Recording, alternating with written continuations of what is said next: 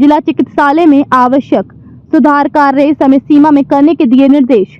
अस्पताल में पर्याप्त मात्रा में दवाइयां उपलब्ध रखने के दिए निर्देश। जिला अस्पताल में साइकिल स्टैंड को निःशुल्क रखने के लिए कहा।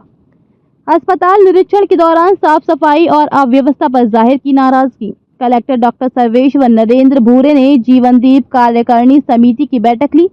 इसके साथ ही कलेक्टर डॉक्टर सर्वेश्वर नरेंद्र भूरे ने जिला चिकित्सालय का निरीक्षण किया। कलेक्टर भूरे ने कहा कि जिला अस्पताल में स्वास्थ्य सुविधा व सेवा विस्तार करने की जरूरत है। उन्होंने मरीजों के इलाज एवं उपचार के लिए हॉस्पिटल में समुचित व्यवस्था बनाने के निर्देश दिए। उन्होंने हॉस्पिटल में आए मरीजों के साथ अच्छा व्यवहार रखने के निर्देश दिए। मरीजों को किसी प्रकार की असुविधा नहीं होनी चाहिए। अस्पताल में लॉन्ड्री मशीन की सुविधा शीघ्र शुरू करने के निर्देशित किया। इसके लिए टेंडर जारी करने को कहा। जिला अस्पताल में भर्ती मरीजों का MRI की सुविधा निजी संस्थानों से कराने को कहा। हॉस्पिटल परिसर में पेयजल की पर्याप्त व्यवस्था रखने के साथ साफ सफाई पर विशेष ध्यान रखने के निर्देश दिए। जिला चिकित्सालय में आवश्यक सुधार कार्य समय सीमा में करने के निर्देश दिए। गर्मी को देखते हुए वार्डों में लगे वाटर कूलर में पानी डालने के लिए ड्यूटी लगाने को कहा, जिससे मरीजों को गर्मी से राहत मिल सके। कलेक्टर ने एक्सरे मरीज के उचित रखरखाव पर विशेष ध्यान रखने को कहा। उन्होंने अस्पताल में डायलिसिस की सुविधा के संबंध में जानकारी ली। उन्होंने हमर लैब में होने वाले जांच के संबंध में जानकारी ली और लैब में जांच की सुविधा बढ़ाने के लिए कहा। कलेक्टर डॉक्टर सर्वेश्वर नरेंद्र भूरे ने जिला अस्पताल में ऑक्सीजन प्लांट के संबंध में जानकारी ली। उन्होंने ऑक्सीजन प्लांट से ही मरीजों को ऑक्सीजन सप्लाई करने को कहा। ऑक्सीजन प्लांट का उचित रखरखाव रखने के लिए निर्देशित किया। अस्पताल में आए मरीजों को आयुष्मान कार्ड से मिलने वाली सुविधाएं प्राथमिकता से करने के निर्देश दिए, जिससे मरीजों को शासन की योजना से आर्थिक सुविधा मिलेगी। अस्पताल में पर्याप्त मात्रा में दवाइयां उपलब्ध कराने को कहा।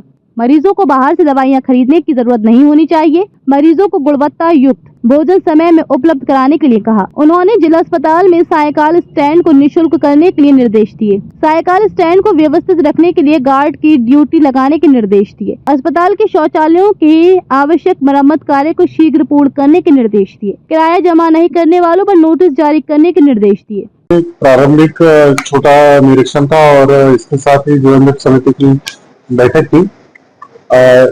बैठक में मुख्य रूप से कुछ जो विषय थे, तो अस्पतालों में आने वाले समय में क्या हमें सुधार करने हैं उसके संबंध में, और कुछ जो कमियां हैं उसको पूरा करने के लिए क्या हम प्रयास कर सकते हैं उसमें बात हुई है। शासन के इसमें जो निर्देश है और आने वाले समय में हम लोग अगर अस्पतालों को कायाकल्प योजना के तहत लेते हैं तो अस्पतालों को भी फायदा होगा। मैंने देखा कि अस्पताल में पर्याप्त संख्या में पर्याप्त फंड उपलब्ध है, परंतु अभी उसके प्लानिंग करते हुए अस्पताल को कैसे बेहतर किया जा सकता है इसकी एक प्लानिंग की है। लगभग 350 पेशेंट यहाँ पे रोज OPD में दिखाते हैं और लगभग 100 लोगों को या मरीजों को यहाँ एडमिट किया जाता है और 10 से 12 डिलीवरी इस अस्पताल में अभी हो रही है।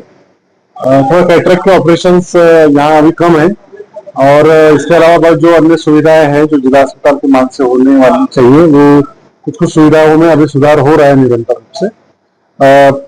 इसके साथ ही जिले यहाँ पे मेडिकल कॉलेज है, तो दोनों संस्थाओं के बीच में कैसे समन्वय किया जा सकता है इसके लिए भी कार्य योजना हम लोग बनाए। सर, एक सबसे बड़ी समस्या है पर बारिश के दिन यहाँ पानी बारिश का रुक जाता है हर साल यहाँ पर। तो इस संबंध में मैंने पेपर्स में भी पढ़ा था और आपने भी अवगत कराया है। तो इस संबंध में मुख्यमंत्री जो अधोसंरचना विकास फंड होता है अस्पतालों का, उसके तहत लगभग 3 करोड़ की राशि स्वीकृत हुई है और उसका टेंडर अभी लगभग 8 से 10 दिन में खुलेगा। तो CGMSC के इंजीनियर्स उपलब्ध थे, उन्होंने ये बताया है कि ये लगभग 2 माह के अंतर्गत हम ये काम करेंगे। तो कोशिश यही है कि हम लोग इस काम को बारिश के पहले करें। तो आज उस संबंध में भी चर्चा हुई है।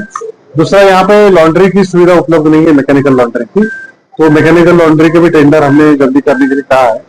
वर्तमान में CT स्कैन मशीन यहाँ बंद है और MRI की सुविधा यहाँ पे भी नहीं है और यहाँ पे अभी नहीं है, तो वो शासन में विचाराधीन है। तो उसमें मैं बताना चाहूंगा कि आज हमने निर्देश दिए है कि जो कोई भी निजी संस्था जो अच्छे दामों में अगर यहाँ जो हमारे अस्पतालों में एडमिट पेशेंट उनके लिए अगर ये सुविधा उपलब्ध करा सकते हैं तो उसके लिए भी मैंने निर्देश दिया। सर, स्टाफ की भी कमी है सर, डॉक्टर भी नहीं है, स्टाफ भी बहुत ज्यादा। अभी इसमें एक ऑर्थोपेडिक डॉक्टर नहीं है और वो खैरागढ़ से आते हैं, तो उनसे बात हुई है और उनके आने जाने के लिए भी हम लोग अभी फंड का प्रोविजन इस मीटिंग में किया है। कुछ डॉक्टर्स के पूर्ति के लिए हम अभी शासन से पत्राचार करेंगे और जिले में जो डीएमएफ उपलब्ध है उस राशि से भी मैं अभी इस सप्ताह ही एक एडवर्टाइजमेंट जारी करेंगे और कोई इश्यू डॉक्टर यहाँ ज्वाइन करने के लिए तो हम लोग तत्काल यहाँ पे उनकी सुविधा ले सकते हैं। राजनांदगांव से विजन टाइम्स न्यूज के लिए लोकेश रजक की रिपोर्ट।